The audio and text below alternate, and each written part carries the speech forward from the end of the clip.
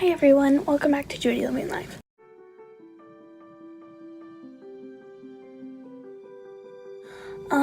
So I just want to say real quick if I'm being really quiet because it's like almost midnight and my sister's through that wall sleeping. So yeah, I'm gonna turn the volume all the way up so you guys can hear me better, but it still might be quieter, so yeah. In today's video, we are going to be talking about something that I don't think I've ever shared with you guys before. It's not because I'm scared to share with you guys, just because it's never really like came up or anything, or like I guess whenever I was filming I just kind of like didn't think about it, and that is dyslexia.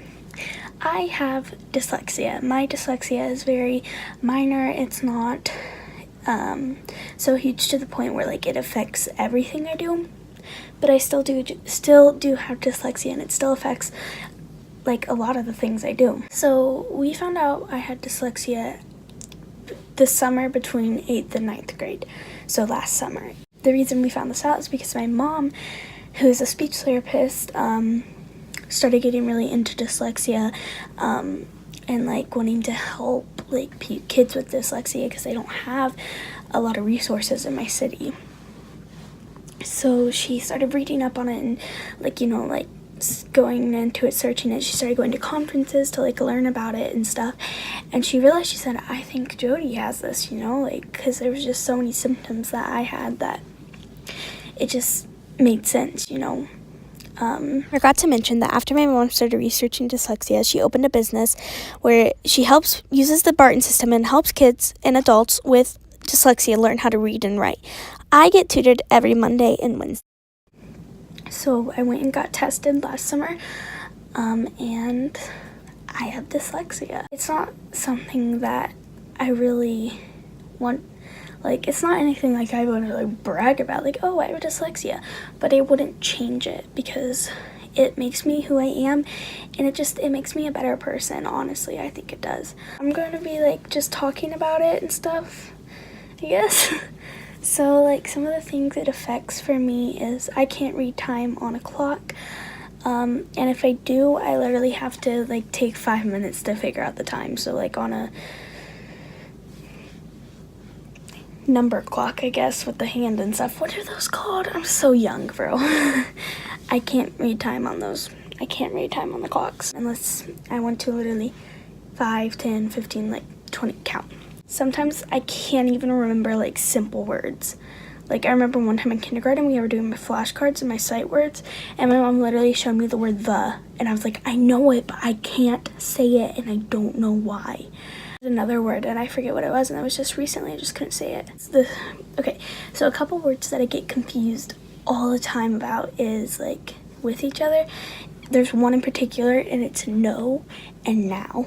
I always get those confused. Always. A lot of people think that dyslexia is just like switching letters up and stuff. There's so much more to it than that. It affects, like, I can't tell my left from my right. Like sometimes like I literally have to do like that, and like, yeah. And grammar, I'm awful at grammar.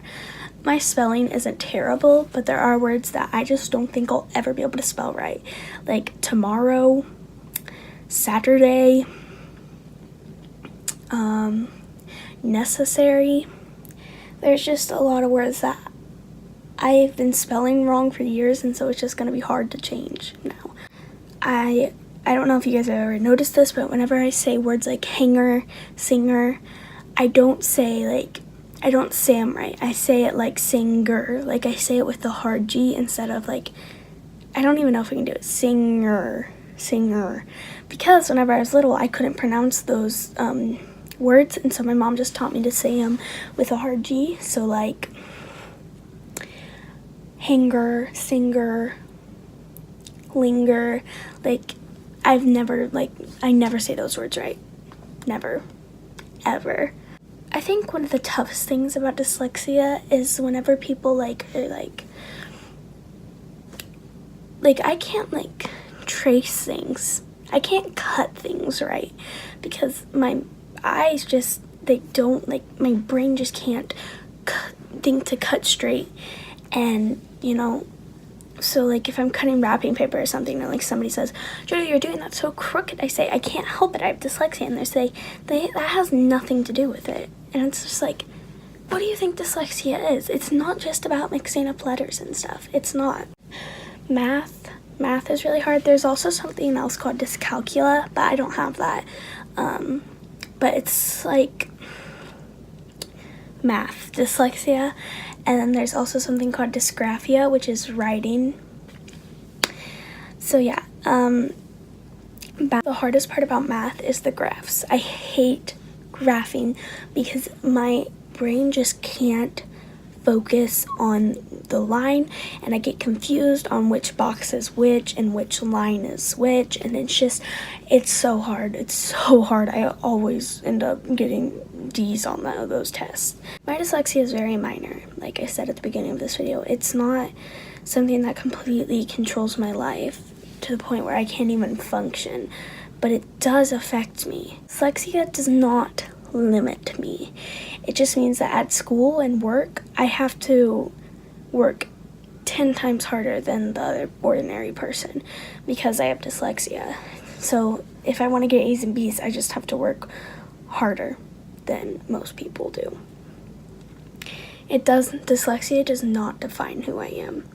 Yes, it's something that I have to deal with on a daily basis, and it's something that makes even the smallest little things difficult, like reading the clock or telling me left from right. Yeah, it does. But it does not define who I am because I'm so much more than just dyslexia, you know. So I just really want to spread the awareness about dyslexia because I know whenever I was younger, literally the only thing I knew about dyslexia was that Bella Thorne had it because they did that little snippet on Disney Channel. My name is Bella Thorne, and this is the story of the time I found out I have dyslexia. How do you know? I see letters, and sometimes it just looks like alphabet soup. I wake up every day terrified that I might have to read something out loud. That's all I knew. So I think that it's really important to spread the awareness because not a lot of people know about it, and there are millions of kids out there that are undiagnosed because they don't have the resources. So I think it's something to spread the word about.